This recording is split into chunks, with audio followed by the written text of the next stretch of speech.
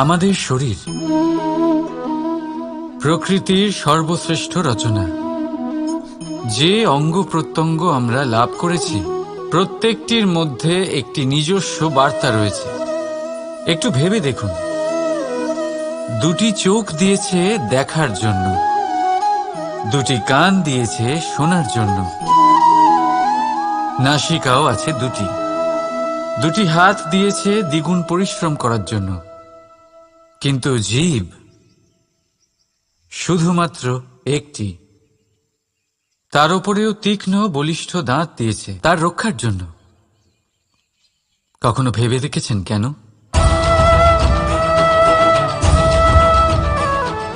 কারণ শব্দ আর শব্দের প্রয়োগ মানুষের সবচেয়ে বড় অস্ত্র, যার প্রয়োগ যত ভেবে চিন্তে করা যায় মানুষ তার জীবনে ততটাই উপরে উঠতে পারে।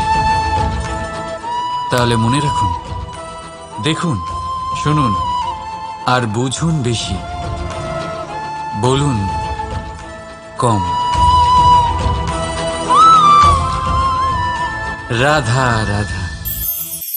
আমরা সকলে শক্তি অনুভব করতে চাই। এবার যদি আপনাকে জিজ্ঞেস করা হয় যে সবথেকে বেশি শক্তির অনুভব কোথা থেকে করা সম্ভব, তখন কেউ কেউ বলবেন পুষ্টিকর আহার গ্রহণ করলে, ব্যায়াম করলে, কেউ বলবেন ধন লাভ করলে, বন্ধুদের থেকে, পরিবারের থেকে, আদি ইত্যাদি। এইভাবে আপনি শক্তির অনুভব অবশ্যই করতে পারেন, কিন্তু সবথেকে বেশি শক্তির অনুভব যদি আপনি করতে চান তাহলে তা পাবেন শুধু একতার দ্বারা, সংগঠনের দ্বারা। যদি আপনাকে উদাহরণ দিই, নিজের এই হাতটাকে দেখুন, 5টা আঙুল রয়েছে। কোনো একটা বস্তুকে নিজের একটা আঙুল দ্বারা তুলে ধরার চেষ্টা করে দেখুন, বড়ই কষ্ট হবে। তখন আপনি বুঝতে পারবেন যখন এই 5টি আঙুল একত্রিত হয় তখন কোনো কাজ কতটা সহজ হতে পারে। এটাই হলো শক্তি, একতার।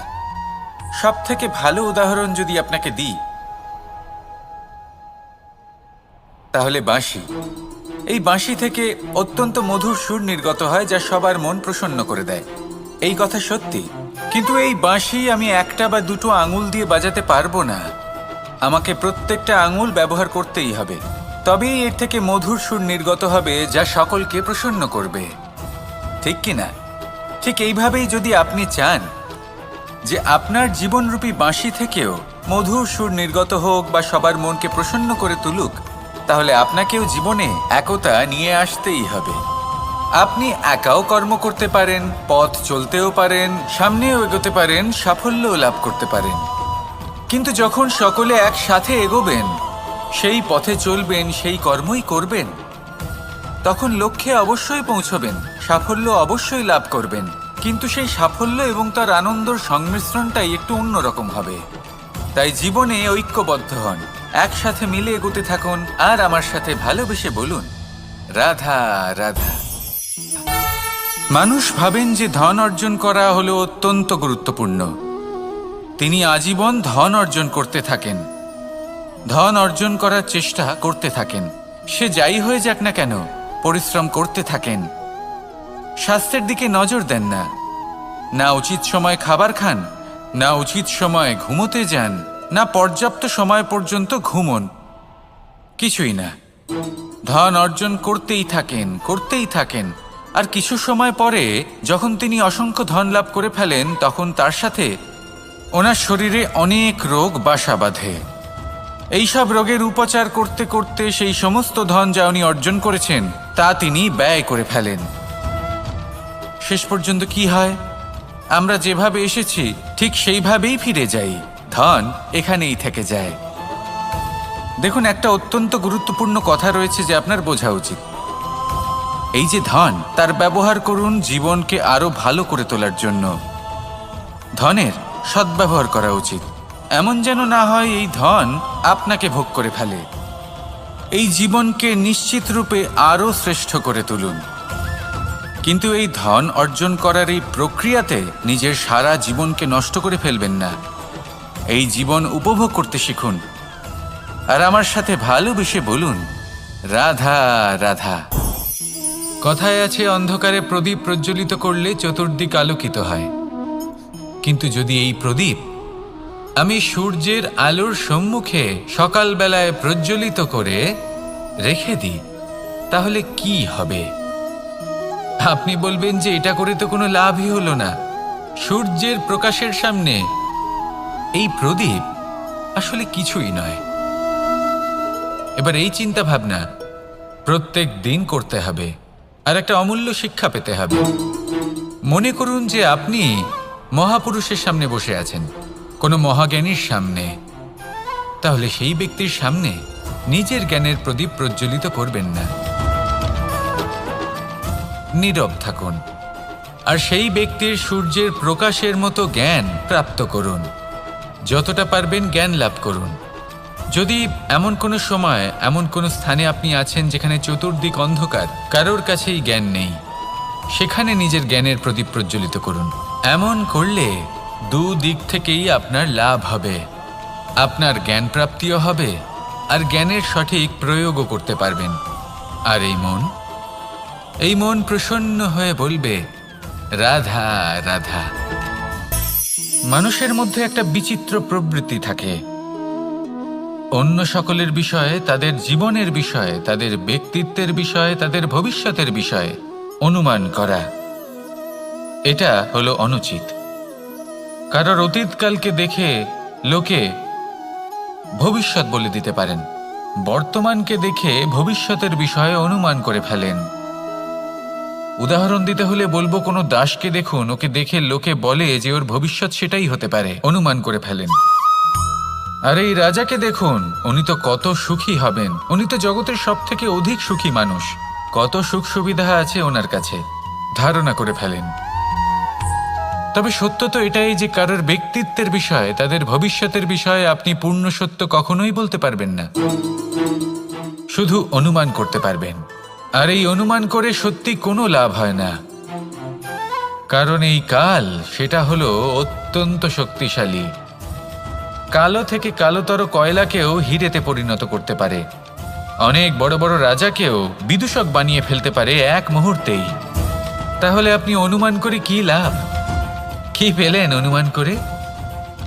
সেই জন্য কারোর বিষয়ে কোনো অনুমান করবেন না, তার ভবিষ্যতের বিষয়ে অনুমান করতে যাবেন না, কারোর বিষয়ে কোনো ধারণা করে নেবেন না। কিছু করতে হলে ভালোবাসুন, সবার মধ্যে ভালোবাসা ছড়ান, সবার মধ্যে ধন্যাত্মক ভাব ছড়ান। এই মন প্রসন্ন হয়ে বলবে, রাধা রাধা।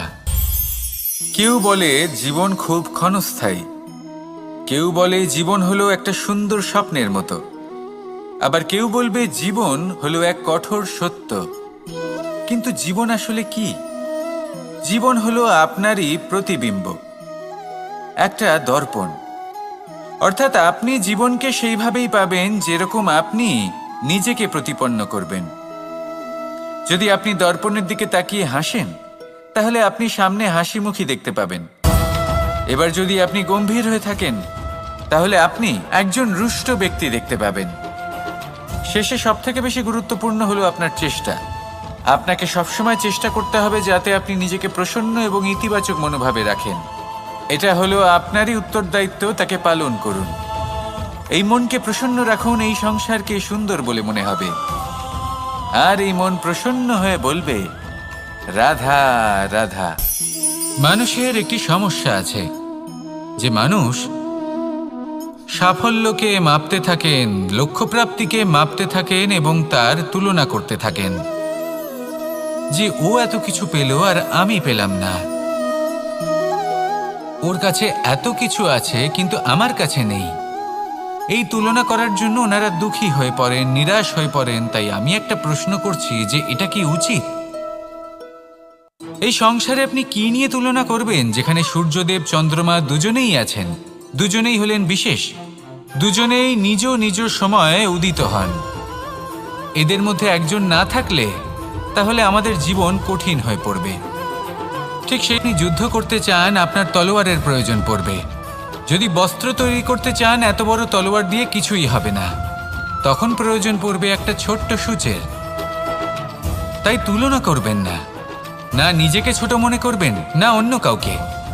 সবার সাথে সহযোগিতা করুন, আর যদি তুলনা করতেই হয় নিজের সাথে করুন, যে কাল আমি কেমন ব্যক্তি ছিলাম, আজ কি তার থেকে শ্রেষ্ঠ হয়ে উঠতে পেরেছি? ভেবে দেখুন ভবিষ্যতে গিয়ে আপনি কতটা শ্রেষ্ঠ ব্যক্তি হতে পারেন।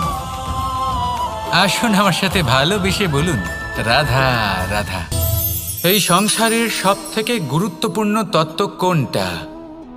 প্রথম হলো সময়। জন্ম থেকে মৃত্যু পর্যন্ত এই যে সময়, এটাই তো হলো জীবন। দ্বিতীয় হলো জীবন, যাতে আমরা সময়ের সদ্ব্যবহার করি, শ্রেষ্ঠ থেকে শ্রেষ্ঠতর কাজ করার চেষ্টা করি। বহু বছরের এই পরম্পরা, এই সংস্কৃতিকে এগিয়ে নিয়ে যাওয়ার চেষ্টা করি। এই সংসারে আমরা অংশগ্রহণ করতে চেষ্টা করি। তৃতীয় হলো ধন, সেই ধন যা প্রত্যেক ব্যক্তি অর্জন করতে চেষ্টা করেন। এবার এই তিনটি তত্ত্বের মধ্যে একটা সামঞ্জস্য আছে, সমান ব্যাপার আছে। সে ধনই হোক বা সময় হোক বা হোক জীবন। আর সেই সমান ব্যাপার হলো যে যদি আপনি এটা গণনা করতে থাকেন তাহলে তা কমতে থাকে, যদি আপনি এটা ব্যবহার করেন তাহলে তা বাড়তে থাকে। একে সংগঠিত করে রাখতে চেষ্টা করলে এ হাত থেকে ফসকে যায়, কিন্তু যদি আপনি একে সামলে রাখতে শিখে যান তাহলে এমন কাজ করবেন যাতে সংসারের সাথে সাথে পরবর্তী প্রজন্ম লাভবান হবে। যদি কিছু শিখতে চান তাহলে সামলাতে শিখুন, গণনা করা বা সংগঠিত করা নয়। আসুন আর আমার সাথে ভালোবেসে বলুন, রাধা রাধা। এই সংসারে সাফল্য লাভ করার জন্য জ্ঞানের প্রয়োজন হয়, পরিশ্রমের প্রয়োজন হয়, দৃঢ় নিষ্ঠার প্রয়োজন হয়, নিরন্তর চেষ্টা করা প্রয়োজনীয়। কিন্তু আরও কিছু আছে যা অত্যন্ত প্রয়োজনীয় এবং গুরুত্বপূর্ণ। তা হলো ভালো বন্ধু। তাদের থাকা অত্যন্ত প্রয়োজনীয়। যদি ভালো বন্ধু থাকে তাহলে সময় এলে তারা ঢাল হয়ে আপনাকে সুরক্ষা করবেন। সময় এলে অস্ত্রের মতো শত্রুকে সংহারও করবেন। যদি তিনি জ্ঞানী হন, তাদের মধ্যে সদ্গুণ থাকে, তাহলে এই সব গুণ আপনার মধ্যেও প্রবেশ করবে। তাহলে সাফল্যের জন্য ভালো বন্ধু পাওয়া অত্যন্ত প্রয়োজনীয়। কিন্তু শুধু বন্ধু কেন, ভালো শত্রুও থাকা প্রয়োজনীয়। এবার আপনি ভাববেন, এ আমি কি বললাম? যদি আপনার জীবনেও ভালো অর্থাৎ শক্তিশালী শত্রু থাকে তাহলে আপনিও শক্তিশালী হতে থাকবেন। এই শত্রু আপনাকে প্রেরিত করবে আরও বেশি শক্তিশালী হয়ে ওঠার। কখনো কোনো হরিণকে দেখুন, তীব্র গতিতে দৌড়তে থাকে। কেন তীব্র গতিতে দৌড়য়? এই কারণে নয় যে কোথাও তার জন্য মধুর ঘাস অপেক্ষা করে রয়েছে, না। সে এই কারণে তীব্র গতিতে দৌড়য় কারণ সেটা না করলে তার পেছনে একটি সিংহ আছে যে ওকে নিজের ভোজন করে ফেলবে। তাই জীবনে বিপদ, সংকট, এই সব কিছুও হলো অত্যন্ত গুরুত্বপূর্ণ। তার সম্মুখীন হতে শিখুন আর আমার সাথে ভালোবেসে বলুন, রাধা রাধা। পুরুষার্থ। শাস্ত্রে 4 ধরনের পুরুষার্থের কথা বলা হয়েছে। প্রথম হলো ধর্ম। আপনি কি জানেন এই ধর্ম আসলে কি? আপনার কি মনে হয় ধর্ম আসলে কি? কোনো বিশেষ ঈশ্বরকে মানাই কি ধর্ম বলা হয়? নাকি কোনো বিশেষ রীতি পালন করাই হলো ধর্ম?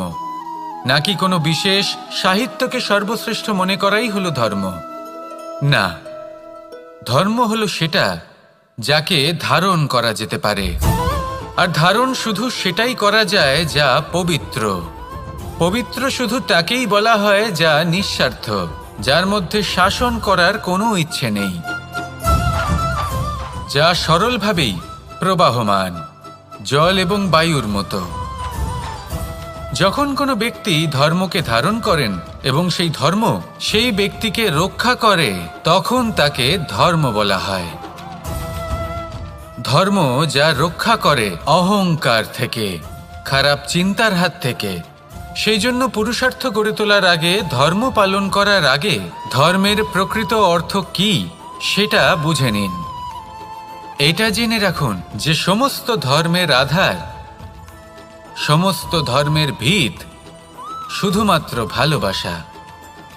আসুন আর এই ভালোবাসার সাথেই বলুন, রাধা রাধা। কখনো কোনো বাগানের কোনো বৃক্ষকে দেখেছেন যেখানে সুগন্ধি ফুল থাকে, রসালো ফল থাকে? তখন মন প্রফুল্ল হয়ে ওঠে। মন থেকে সেই বৃক্ষের প্রতি ভালোবাসা জন্মায়। কিন্তু যিনি বাগানের মালিক, শুধুমাত্র তিনিই জানেন যে কিভাবে এই বৃক্ষকে আগলে রাখতে হয়, কিভাবে তার পরিচর্যা করলে এতে সুন্দর সুগন্ধি ফুল হবে, রসালো ফল হবে। কখনো কখনো প্রয়োজনের থেকে বেশি রোদ পেলে এই বৃক্ষগুলি শুকিয়ে যায়, প্রয়োজনের থেকে কম রোদ পেলেও এই বৃক্ষ কিন্তু শুকিয়ে যায়। প্রয়োজনের থেকে কম জল যদি পায়, এই বৃক্ষ শুকিয়ে যেতে পারে। প্রয়োজনের থেকে অতিরিক্ত জল যদি পায়, তখনও এই বৃক্ষের শিকড়গুলি নষ্ট হয়ে যেতে পারে। এবার এটাই কিন্তু আমাদের সংসারের সাথেও হয়। আমাদের সংসারের সকল প্রতিভাশালী ব্যক্তি, যেমন লেখক, বিচারক, প্রবক্তা, যোদ্ধা, এদের সবার ক্ষেত্রে এই কথাটাই প্রযোজ্য। যদি বেশি প্রশংসা করা হয়, তাহলেও এরা হারিয়ে যাবেন। প্রয়োজনের থেকে বেশি যদি নিন্দা করা হয়, তখনও তারা নত হয়ে পড়বেন। তাহলে আজ আমি এদের একটা ছোট্ট কাহিনী শোনাবো, নিজেদেরও। এটা কোনো মনে রাখবেন একটা দুজন বোন জাঁতাকলে গম পিষাই করছিলেন। জেনে রাখুন কখন কোন নিন্দায় আপনি লজ্জিত হবেন ছিলেন, তিনি সময় সময় সেখান থেকে ছোট ছোট দানা তুলে নিজের মধ্যে অহংবোধ জাগ্রত করছিলেন। এবার দেখতে দেখতে গম পেশাই সমাপ্ত হয়ে বলবে, এবার পেশাই করা গম নিয়ে সেই দুজন বোন বাড়ি ফিরে আসছিলেন এবং তাদের ফেরার পথে হঠাৎ করে কোথাও থেকে একটি বাছুর চলে এলো। এই দুই বোন ভয়ভীত হয়ে গেলেন আর তাদের হাত থেকে সেই আটা পড়ে গেল, মাটিতে মিশে গেল। এবার এই পুরো ঘটনাক্রমে যদি কারোর বিন্দুমাত্র লাভ হয়ে থাকে, বিন্দুমাত্র আনন্দ পেয়ে থাকে, তাহলে সে কে? সেই ছোট বোন, যিনি মাঝে মাঝেই গমের দানা তুলছিলেন এবং খাচ্ছিলেন। কিছুটা হলেও উনি আনন্দ লাভ করেছিলেন। এবার এরকমই হলো আমাদের জীবনে ভক্তি এবং ভালোবাসা সংক্রান্ত বিষয়। মানুষ নিজের জীবনের দৈনিক কাজে এতটাই ব্যস্ত হয়ে পড়েন, প্রত্যেকদিন শুধু কাজ কাজ কাজ কাজ করতে থাকেন, আর তাতে ভক্তি এবং ভালোবাসার জন্য সময় বার করতেই পারেন না। দেখুন, জীবনে ভক্তি আর প্রেমের এই যে ছোট ছোট মুহূর্ত আছে, এগুলো যদি আপনি যাপন করতে পারেন, তাহলে তাতেই আপনি তৃপ্তি লাভ করবেন। বাকি সবই আপনার ব্যর্থ বলেই মনে হবে। জীবনে যখনই আপনি কোনো কাজ করবেন, ঈশ্বরের প্রতি সমর্পিত হয়ে সেই কাজ করুন। আর যখনই সময় পাবেন, তাহলে সেই সময় নিজের আপনজনদের দিন। যাদের আপনি ভালোবাসেন তাদের প্রতি যত্নবান হন, তাদের শুভাকাঙ্ক্ষী হন। এই প্রেম আর ভক্তির ছোট ছোট মুহূর্তগুলো আপনার জীবনকে চরিতার্থ করে তুলবে। আসুন আমার সাথে ভালোবেসে বলুন, রাধা রাধা। আমরা সবাই সূর্যকে সম্মান করি, ওনাকে শ্রদ্ধা করি, ওনাকে পুজো করি। এই সূর্য আমাদের শক্তি প্রদান করেন, প্রকাশ প্রদান করেন। কখনো কখনো উষ্ণতা এতটাই বাড়িয়ে তোলেন, এতটাই তপ্ত করে তোলেন, আমাদের একথা মনে হয় যে আমাদের এই শরীর জ্বলে যাচ্ছে। তখনও আমরা বিরোধিতা করি না, তাকে কটু কথা শোনাই না, আমরা সসম্মানে তা গ্রহণ করি। কেন কেন করি? কারণ আমরা জানি যে সন্ধেবেলা যখন সূর্যাস্ত হবে, তখন শুধুমাত্র অন্ধকার বাকি থাকবে। ঠিক কিছুটা এরকমই হয় আমাদের মাতা পিতাও, যিনি আমাদের জন্ম দেন, আমাদের ভরণ পোষণ করেন, আমাদের বড় করেন, আমাদের প্রেম প্রদান করেন।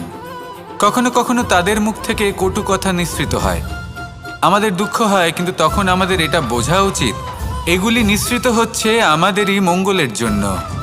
যেমন সূর্যদেব, উনিও উত্তাপ দিয়ে থাকেন আমাদেরই মঙ্গলের জন্য, যাতে ফসল পাকতে পারে, যাতে জল বাষ্প হয়ে মেঘ হতে পারে, বৃষ্টি হতে পারে, আর এই সংসারে নিরন্তর জলের প্রবাহ থাকে।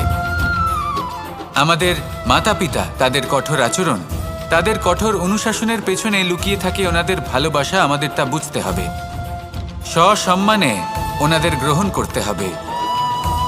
কারণ ঠিক সূর্যাস্তের পরে যেমন চতুর্দিক অন্ধকারচ্ছন্ন হয়ে যায়, তেমনি আমাদের জীবন থেকে যখন আমাদের মাতা পিতা চলে যায়, তখন আমাদের জীবনেও শুধু এবং শুধুমাত্র অন্ধকারই ছেয়ে থাকে।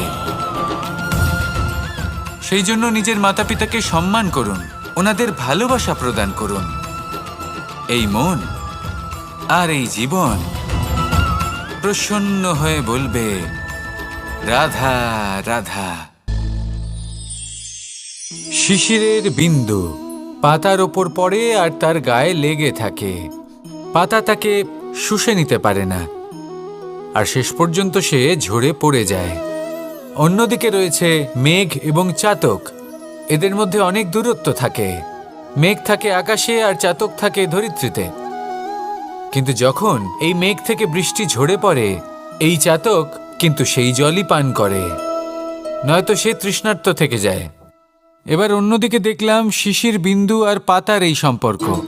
এরা খুব কাছাকাছি থাকে, ঘনিষ্ঠও থাকে। অন্যদিকে রয়েছে মেঘ এবং চাতকের সম্পর্ক, যাদের মধ্যে অনেক দূরত্ব থাকা সত্ত্বেও তারা খুব ঘনিষ্ঠ, তাই না? এই সারমর্ম খুব সরল।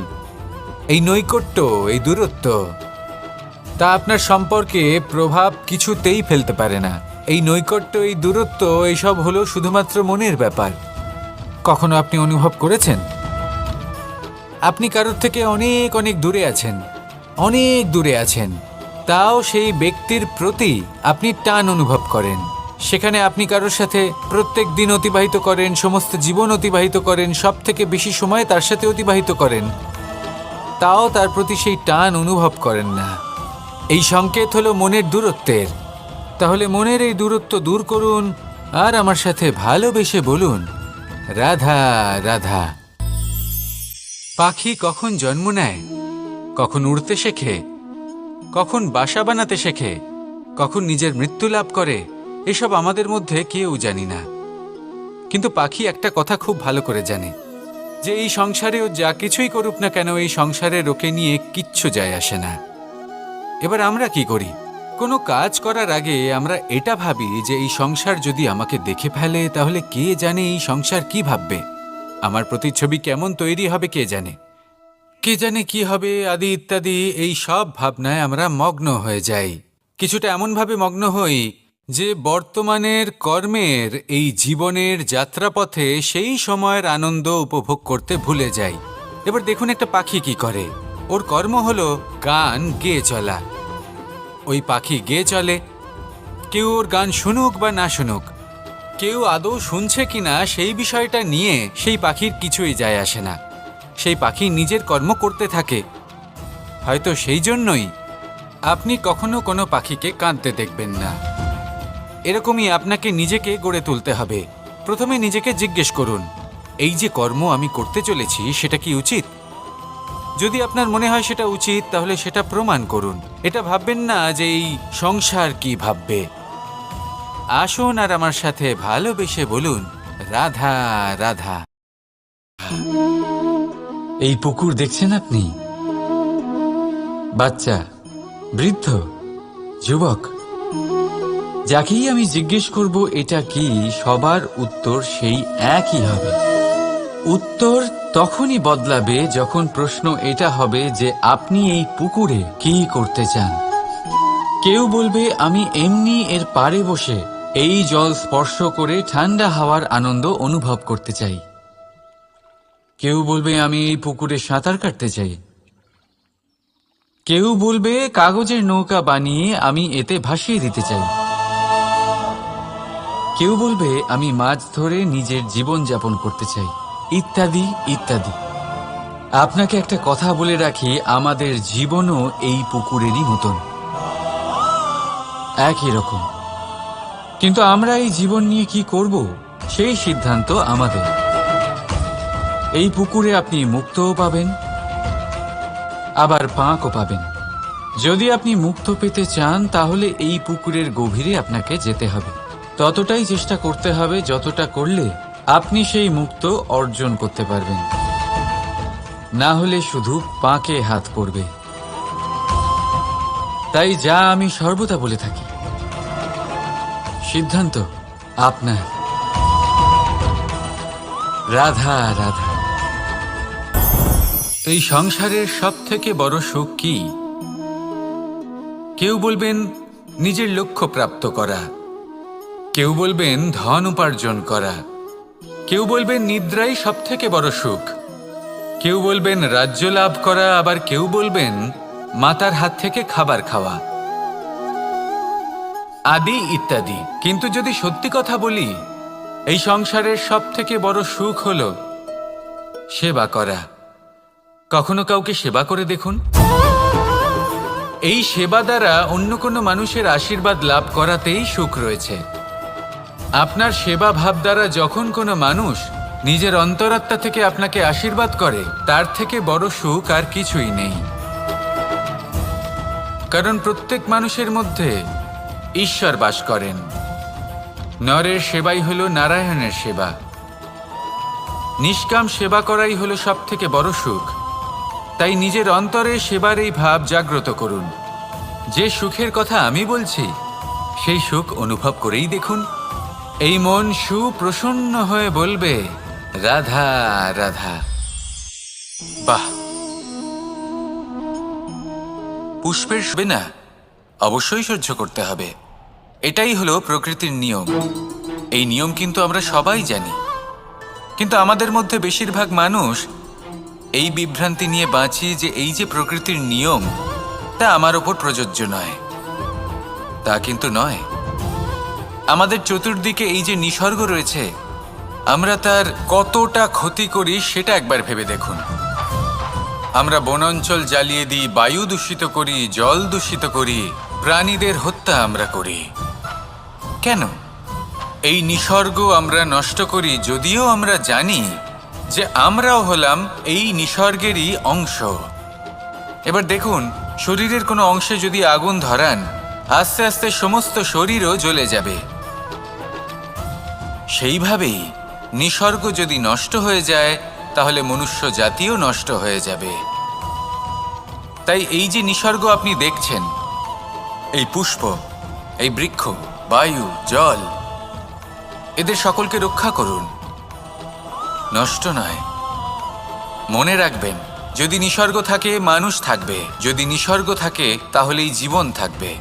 আসুন আমার সাথে ভালোবেসে বলুন, রাধা রাধা। এই সংসারে সবাই বলেন, আমি অর্জুনের মতো হয়ে উঠতে চাই। সবাই চায় যে তারাও যেন অর্জুনের মতো গান্ডীব লাভ করে। তারাও চায় যে তাদেরকেও মহাদেব এসে পশুপতি অস্ত্র দান করবেন। তারাও এটাই চায় মহাভারতের মতো মহাসংগ্রামে বিজয়ী হতে। কিন্তু সবাই ভুলে যান যে অর্জুন যা হতে পেরেছিলেন সবকিছুই অর্জন করেছিলেন।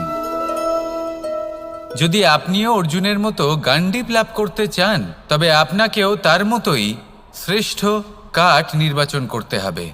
সেই কর্ম আপনাকেই করতে হবে। তার প্রত্যঞ্চা যাতে তীব্র হয়, তার জন্য আপনাকে সর্বশ্রেষ্ঠ দড়ি খুঁজে বের করতে হবে। আপনার বাণ যাতে ঘাতক হয়, সেই জন্য আপনাকে নতুন নতুন ধাতু খুঁজে বের করতে হবে। সেই শিক্ষা আপনাকে লাভ করতে হবে, তবেই আপনার ইচ্ছে পূর্ণ হবে। অর্জুন হওয়া বড়ই সরল, যদি আপনি কিভাবে অর্জন করতে হয় তা জানেন। শুধুমাত্র স্বপ্ন দেখেন যারা, তারা কখনোই অর্জন করতে পারবেন না। কিন্তু যদি কেউ অজ্ঞাতবাস ভোগ করতে পারে, যদি কেউ লাক্ষাগৃহ থেকে পালিয়ে বাঁচতে পারে, যদি কেউ কঠোর তপস্যা করতে পারে, প্রতীক্ষা করতে পারে এবং পরিশ্রম করতে পারে, তাহলে সে অর্জুন অবশ্যই হয়ে উঠবে। যদি আপনি অর্জুন হয়ে উঠতে চান, তাহলে কর্ম করতে শিখুন আর আমার সাথে ভালোবেসে বলুন, রাধা রাধা। জীবন থাকলে লক্ষ্য অবশ্যই থাকবে। যদি লক্ষ্য থাকে, তার পথ অবশ্যই থাকবে। যদি পথ থাকে, তাহলে বাধা অবশ্যই থাকবে। আর এর উপরেই নির্ভর করে যে আমরা জীবনে সফল হব না অসফল, পুরস্কারের ভাগীদার হব নাকি তিরস্কারের। মনে করুন, আপনাকে একটা কাজ করতে হবে, আপনাকে পর্বতারোহণ করতে হবে, আর সেই পথের ঢাল আপনাকে একাধিকবার ফেলে দেবে। পাথর আপনাকে একাধিকবার আহত করবে। এই অবস্থায় কি করবেন? সাধারণ মানুষ বেছে নেয় প্রতিশোধ। সেই পর্বতকে নষ্ট করে দেওয়ার চিন্তা ভাবনা করে, তার ভিতকে নড়িয়ে দেওয়ার কথা ভাবে সেই মানুষ। তাই জীবনে প্রতিশোধ নয়, পরিবর্তন বাছুন, বদলা নয়, বদল বেছে নিন। আপনার বাধা আপনার বন্ধু হয়ে যাবে। রাধা রাধা। সমস্ত মানুষের জীবন কিছুটা সমান হয়। মানুষ জন্মগ্রহণ করে, তারপর চলতে শেখে, জীবনে এগিয়ে চলে, বার্ধক্য লাভ করে, তারপর সমাপ্ত হয়ে যায়। কিন্তু সেই ব্যক্তিরা কারা যারা প্রকৃত অর্থে মনুষ্য জীবন যাপন করেন?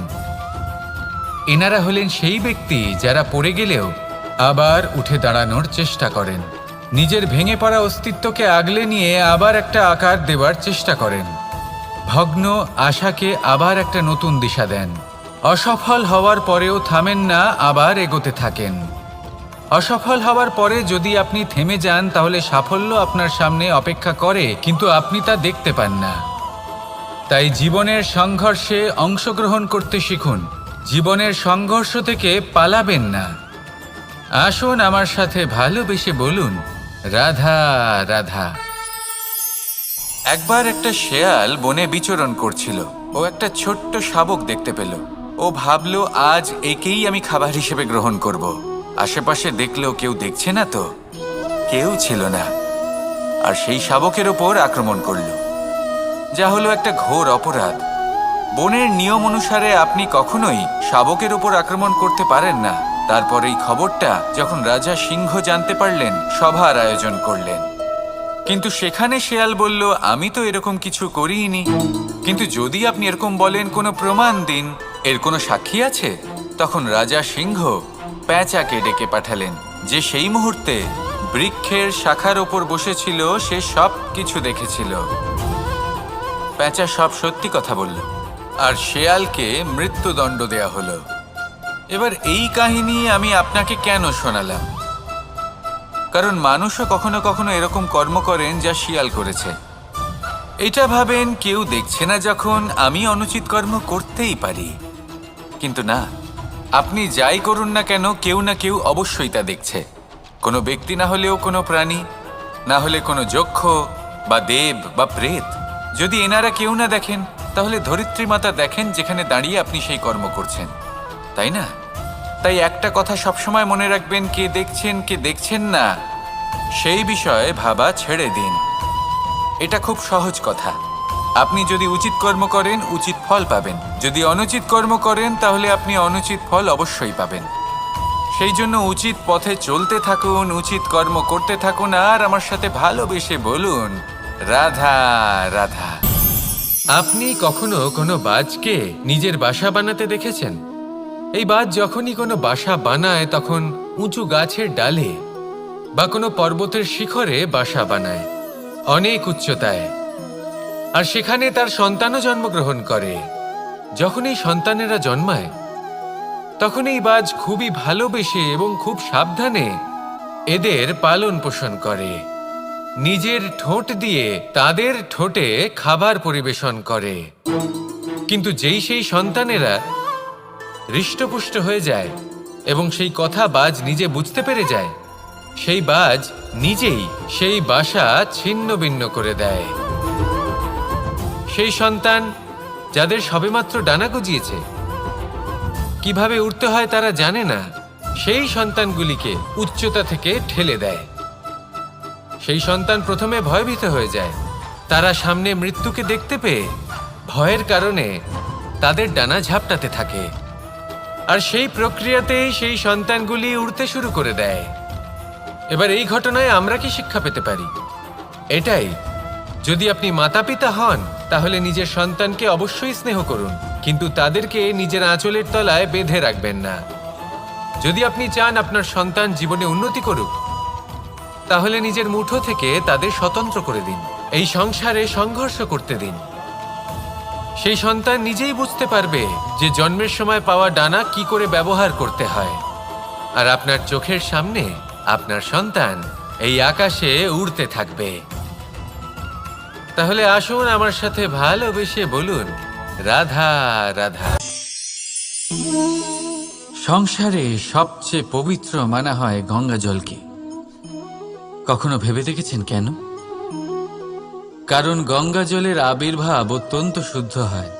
তার জন্ম শুদ্ধ হয়, যেখান থেকে তার শুরু সেটাই শুদ্ধ হয়। আর শুরুটা শুদ্ধ হওয়া অত্যন্ত আবশ্যক। আমাদের জীবনে সবই শুরু হয় আমাদের ভাবনা থেকে। নিজের ভাবনাকে শুদ্ধ রাখুন, কারণ এই ভাবনা থেকেই আবির্ভাব হয় শব্দের। আপনার শব্দ এই সংসারে, এই জীবনে নিজের ভাবনা শুভ রাখলে, শুদ্ধ করলে আপনার মন সুপ্রসন্ন হয়ে বলবে রাধা রাধা। মানুষ জন্মগ্রহণ করে, তার সাথে ভয়েরও জন্ম হয়।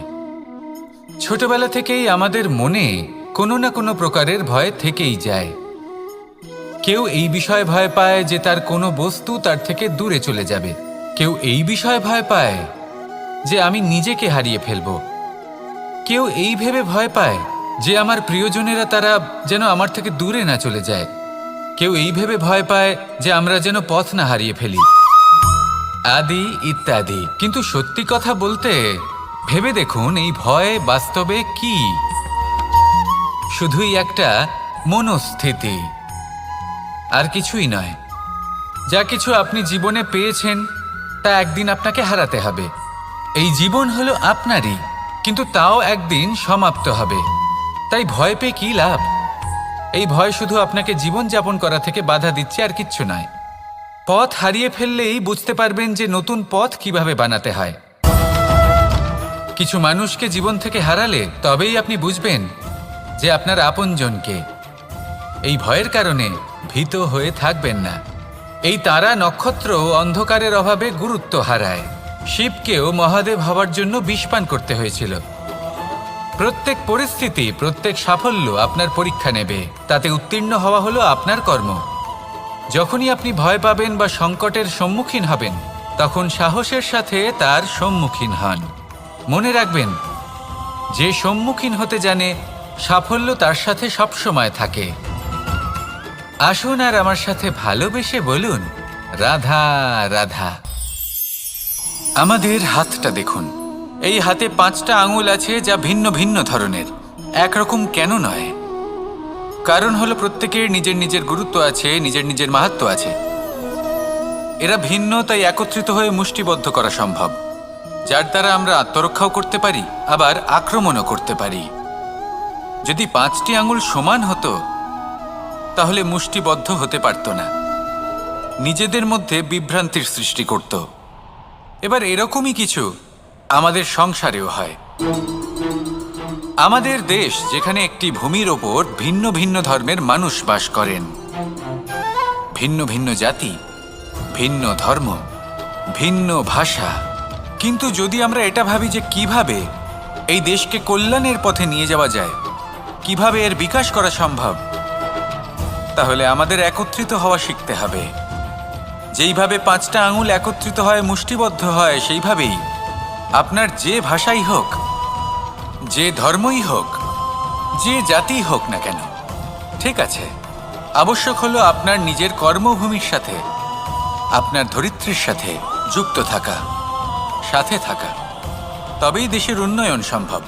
তবেই এই দেশ স্বতন্ত্র থাকবে, সফল হবে, আর এই মন প্রসন্ন হয়ে বলবে রাধা।